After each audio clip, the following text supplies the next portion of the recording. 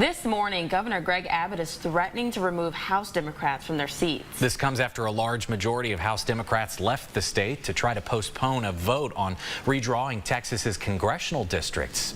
GMENT's Marshall Farmer is here now with more on this situation and how lawmakers are reacting to the move. Marshall, good morning. Good morning. 51 of the 150 House members have left Texas today, causing the state House to not have the required 2/3 of lawmakers required to hold a quorum and pass legislation. Now we're less than 12 hours away from Governor Abbott taking potential action to remove Texas Democrats from their seats in the House. In a statement made late last night, Governor Abbott says House Democrats who left the state must appear at the Texas House today by 3 p.m. If they don't, he says he will use Attorney General Ken Paxton's 2021 opinion to remove those Democrats from their seats. If a district court finds the House members to have abandoned their post, Governor Abbott can then fill those seat vacancies himself. Doubling down on Greg Abbott's statement, Attorney General Ken Paxton made a post on X saying that Texas Democrats who left the state should be, quote, found, arrested, and brought back to the Capitol immediately.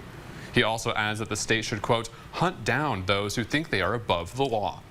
Now, back in 2021, Texas House Democrats made a similar move to what they're doing today.